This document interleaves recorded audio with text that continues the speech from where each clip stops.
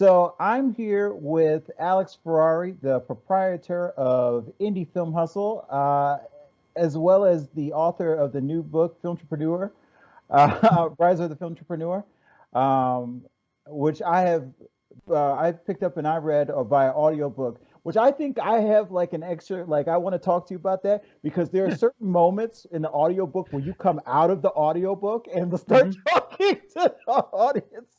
And I Yeah. was like, that you get a much, I think, is that like a bigger value? Like if you get like, Oh no, it's a special edition, no question about it. If you get the audiobook, you're gonna get a little extra bonus stuff in it. right. Kind of like when you get the audiobook for my first book, Shooting for the Mob, you get the entire interview with Boris, the cinematographer, who's a main character in that escapade of my life.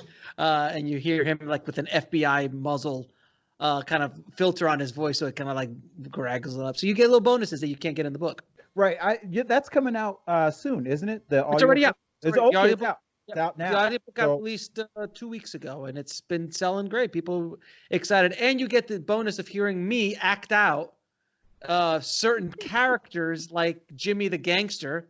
He's mhm. talking like this. So I get that voice, and then I talk like Boris, who's kind of like a Borat. So I apologize ahead of time for my performances, but people seem to like it. Well, I'm gonna have to get that. That'll be my next thing and stuff like that. I'll just do an Alex Ferrari double feature in terms of I appreciate that. audiobook performances. No, I tell you what, because I've listened to your podcast for a very long time, and I've been a fan of yours. As you know, I'm one of the children of Broken, as I like to refer to us. Wow. So I've The been Children of Broken. Wow, that is the first time I've heard of that. a Listen, man, I got 2 cases of about 300 DVDs still left behind in the closet. So if you guys want any, just reach out. I Pay for the bought I shipping and I'll send bought it. I bought one of those DVDs back in the day. I bought one of those things because that was the thing. And you talk about that in your book about how as a film entrepreneur method, that's one of your OG film entrepreneur method in that you were marketing directly to those of us who were looking for that kind of 10-minute film school Robert Rodriguez sort of thing, and you created it. And I remember thinking when like that came out in 2005, I was thinking, damn, that's really smart. Like this guy, like instead of having us pay for the short film, which is not what people, I mean, people wanted the short film, but what Yeah. people really wanted was the behind the scenes content.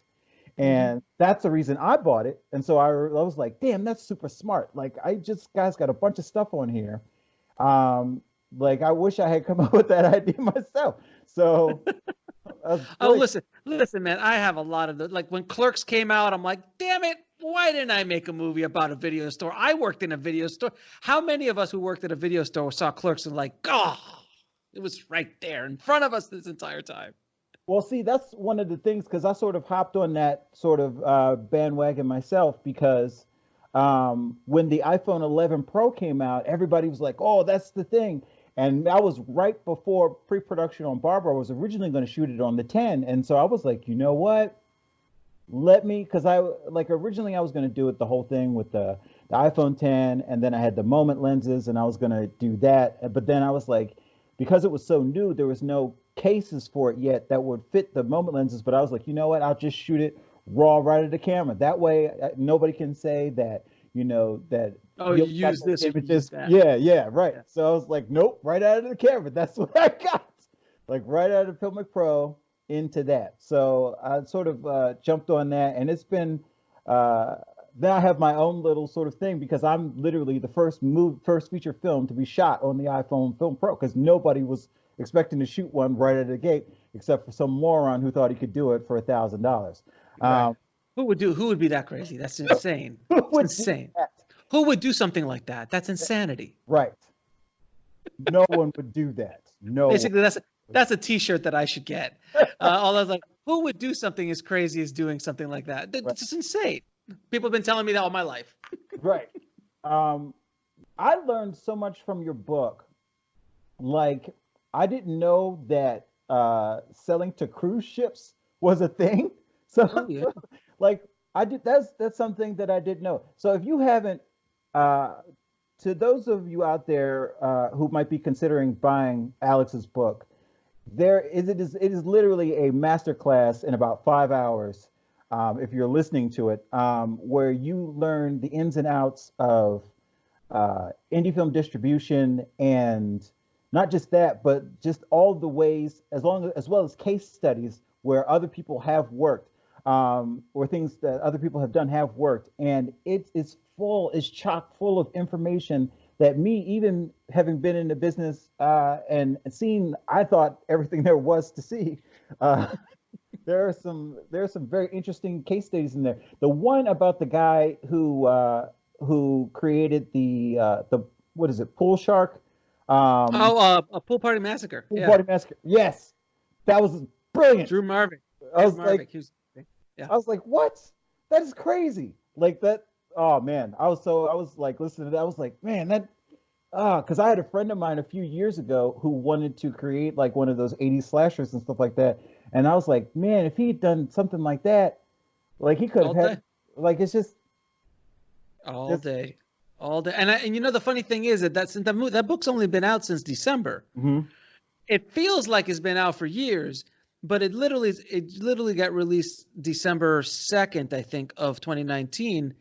And I already need to write 5 new chapters. Like there's so much has changed in the last 2 months that I've learned, or things in the business has happened that I'm like, well, gotta update that. Not that it's out of date, but just like more information, more things I would want to add in there. So the thing that I love about the book is that I feel that most of the knowledge in the book is evergreen. Mhm. The concepts are evergreen, but the specific tools will always change. This company's not around, or this website's not around, or this new revenue stream has been created. There'll always be different things that add value, Mhm. but the concepts will be evergreen. Finding a niche audience, creating a product, being of value, and then in serving that audience with products and ancillary products or services. That all will always be and won't change. Well, I mean, I feel like through your podcast, I've gotten a lot of that, especially the idea of niching down to one's audience. But in speaking of to certain things that have changed and stuff like that, that's what I want to get into first, which is the sort of ongoing struggle where you have taken the lead versus the aggregator that shall not be named. Oh, no, the name is Distributor. It was Distributor. Yeah, Yes, it was Distributor. distributor. And I was wondering, I just want to know because I listened to your podcast where you had Jason on in the beginning. And Mhm. did you feel some sort of responsibility to sort of pick up the fight because you had been so Absolutely. Oh, like, there's no question. So for people listening, I was a big proponent of Distributor. I promoted them very heavily. I worked with them as an affiliate as well for a little while. I was one of their only affiliates other than Jason. So I was sending filmmakers to them for a couple years because they did very well by me. For my first film, This Is Meg, which they helped me get a Hulu deal, and I generated a good amount of revenue with them. And then I had multiple case studies on my show with Nick Palisano from Range 15, and many other stories of other filmmakers that were just raving about them. And they were an older company. They weren't just a new flash in the pan kind of company. They'd been around for a while. right. So I'd heard nothing but good things about them. And then the rumbling started to happen about what was going on. And when I did discover that there was some shenanigans going on and the filmmakers were being affected, and at the moment where I decided to go public with it, I didn't know the scope of it all because everything was still just unraveling.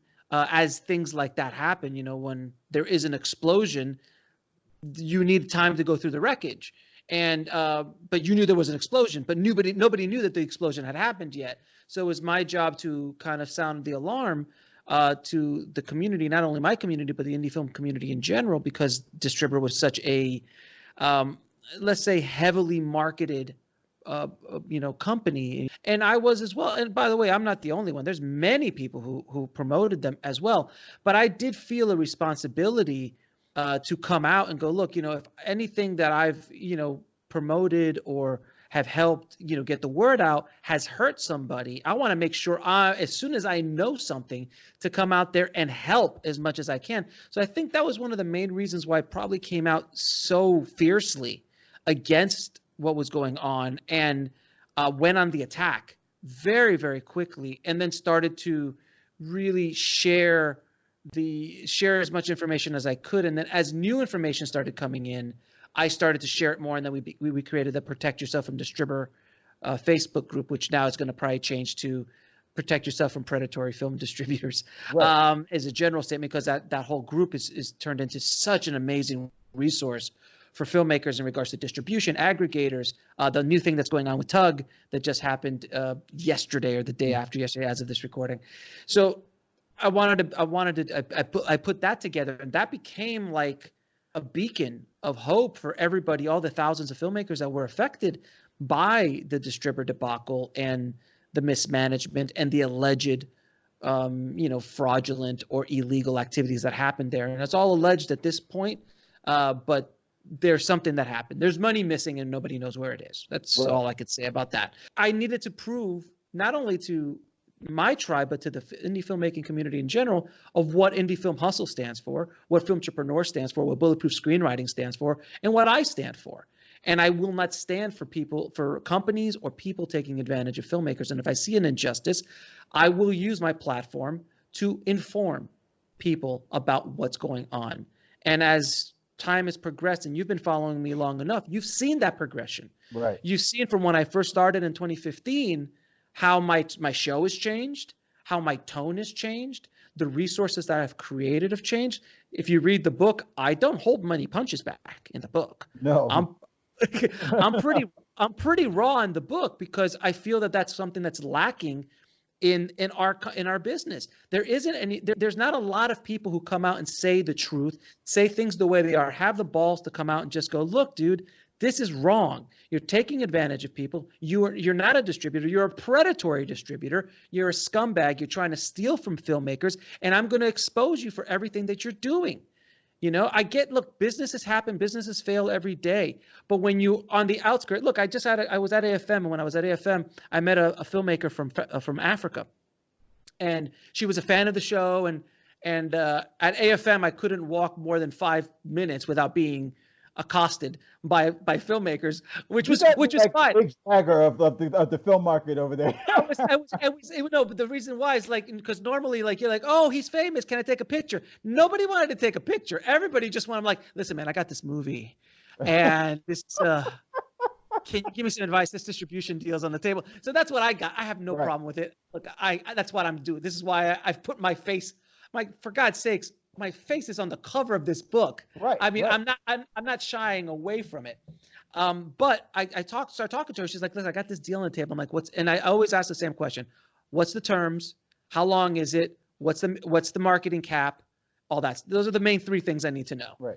And then everything else, we go in more detail. It was a 20-year deal. Wait a minute. 20-year deal. She didn't sign yet. Thank God. 20-year deal. It's only no money up front. No money up front. No MG, no minimum guarantee. And then it's only a $50,000 marketing cap, which doesn't sound too bad, right? Right. But until you hear the detail, each year.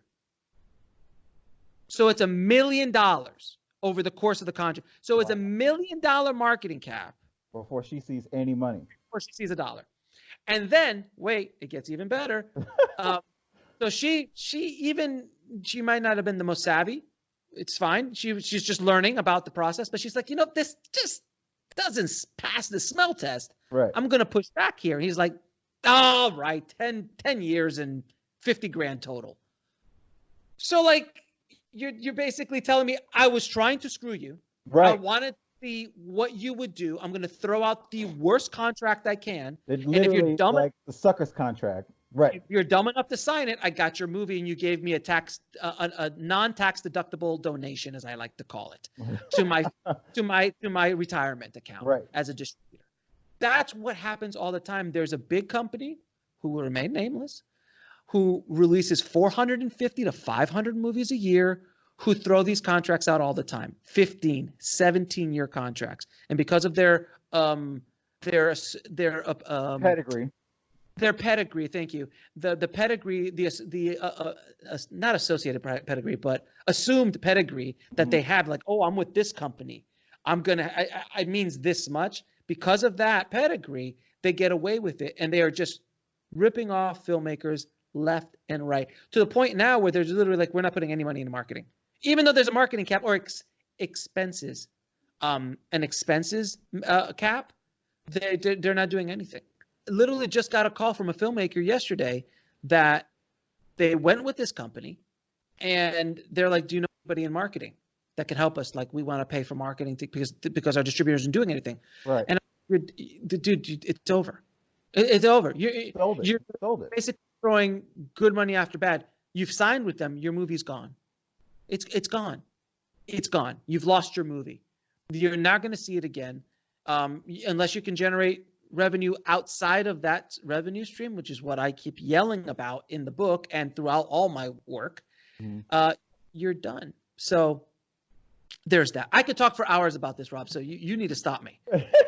Well, no, that's what I wanted to talk to you about. I was so glad because I've very rarely seen, like, especially considering how small our community is, and as big as we always want to think like the film business is, it's always so small. But I saw that story take off, like it went viral very quickly, and you were very much at the head of it. The distributor story? Oh, geez, yeah. You just took off, and I was like, "Wow, Alex is right at the forefront of that." And I was like, "I'm glad." And I was saying that I was really glad that you got out in front of that because you had been so positive about them. And I remember, I know not just me, because I considered them when I had done my second movie, and then I know some friends of mine went through them because of your podcast and different things like that. And the community is very small, and you're right there at the center of it. Indie Film Hustle is right at the center of it, and a lot of people took that on faith, and they, like you said, they seem very legit. So I was really glad that you got out there in front, and I was just like, Alex is doing his thing. And then when it got picked up by the Times, it was like, well, this is gone. This is everywhere. Yeah, man.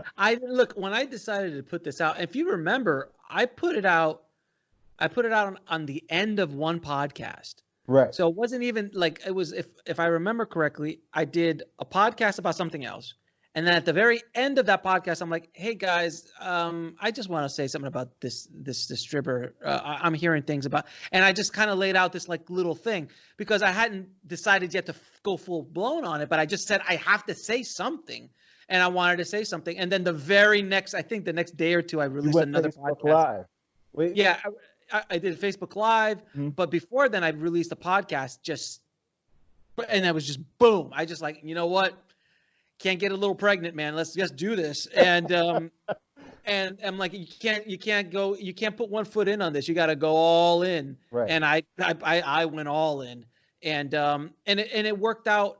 For a lot of filmmakers, got a little bit of head start on the damage that was coming. So it's kind of like I was kind of like the weather warning, like the hurricane's coming, batten down the hatches. This is what you can do, as opposed to just waking up one morning and the house is gone. Right. And you're like, what just happened? And why am I wet? Well, like, a lot of that happens because I remember the same sort of thing happened when Amazon started taking people's movies down. Like, they got no warning at all. People just woke up and their movies were just down. And a lot of revenue streams were just not available to them anymore. They're like, we just took your movie down, and people who were counting on that money, it was just gone. There was no warning. There was no like email or anything. They just took the movies down, and then people were like, what is happening?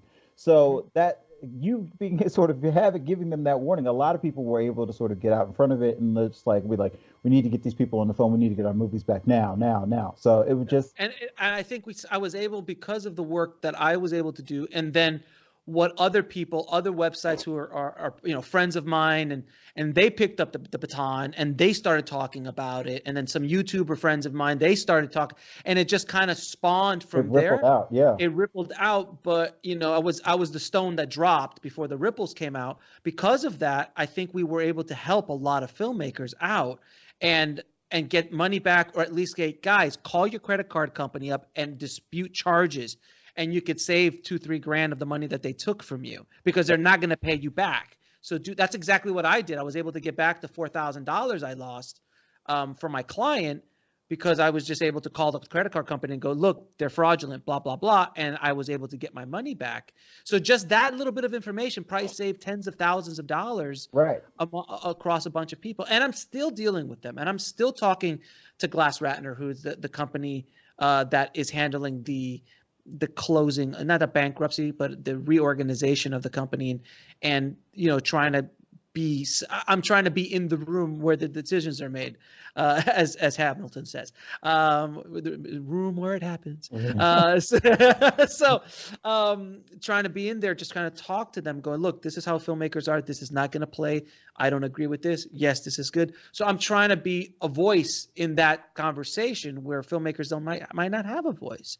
So I'm doing the best. And I didn't sign up to be the poster child of that scenario, but I think that went out the door when I was in the cover of the LA Times entertainment section. At that point, the train has left the station, sir.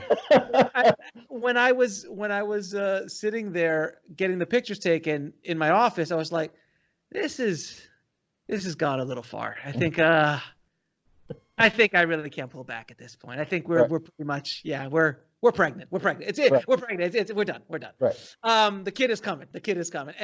And that's basically what it was. And to be honest with you, man, it wasn't easy. It was a tremendous amount of pressure on me because everybody started looking at me for answers, and I did the best I could to answer it. Right. And you're a busy guy already, and then to have to have like the factual information so that you're not out there putting things out there that aren't true. And pretend you have that responsibility to be the guy who's just like, well, this is what's happening. This is what I think is happening, but I also cannot confirm this or that, like that sort of thing. But you also running 3 different podcasts. And streaming service and streaming service, like, and at the time, if you remember, I had a boot camp that I was launching. I was going to do my first live boot camp, and I canceled it because I didn't have the time to push it anymore. So I had to literally cancel it, refund people's money, and then now I have it coming back out in March of this year. But there was only so much I could do. So it was a fairly stressful time, end of last year, and also I was getting the book ready. That right, and then the book was coming out, and you're trying to be in promotional mode. trying to promote the book. Then I got a movie coming out in January, so I was trying to do that. So you just lost like $150,000, but what's $24.99 more? Like it doesn't. It's not a way to do things. You've got to have. You want to be of service. Right. And the thing is, I lead with being of service, always with my community, and everything I do. So if being of service is promoting a book that I feel that could change the course of what you're doing or be of help to you, that's it. At that moment in time, I was being more of service by being that lead of what was going on with Distribber. It was part of my responsibility, of my mission, of what I'm doing with my companies and what I'm doing with my work. So I made that choice. It wasn't a financial choice. I've made no money off Distribber. Off that Distribber thing, I really haven't made anything on it. It's not something I do other than just my podcasts and my blog. But I didn't make a how to defend yourself against Distribber course, and sold it. It's like I didn't do it for the money. I did it at an actual loss to myself, but I wanted it. I felt that was much more important. And now what's going on with Tug is similar. I don't feel as wide or as big of an issue, but right now we're still digging through the rubble right now of what was going on. And for people who don't know what happened, Tug, the theater booker, online theater booking company, which you talk about in your book in terms of how to four-wall, four-walling chapter. Entire chapter on Tug in the book about how to do this. So I'm like, well, this is awkward. And they've been around for 9 years, and they also had a track record and a half. And, I don't think there's anything, at least to this point in my knowledge and from my, off the record understanding of people that I've been talking to, there isn't anything illegal or fraudulent happening. It was just horrible mismanagement, and so that whole thing, but the concept still stands, by the way, in that chapter. The four-walling still works. You can either use other companies or do it yourself. The concept still is working without. It still works. And the book is full of such wonderful information. And like you said, you're very honest. There's a whole chapter in there called "How Not to Release a Movie," where you talk about Red Princess Blues. Yeah, I did a whole. I started in that chapter. I was like, everyone always talks about the case studies that are winners. I'm Right, going to give you a case study that was a loser, and it was me. right. And I was, man, I kind of went back, and when I was reading that for the audiobook, I'm like, Jesus, man, I'm a little raw on this. I like, it's like, hopefully to help some people. I want to ask you a question because I've been getting this a lot. Hmm. Um, as as someone who recently made a movie for $1,000, and a Hmm. lot of people out there are making these micro budget films, and you talk about that in your book about how to keep your overhead low in order to be able to make a profit on your films as you go through. I get this thing.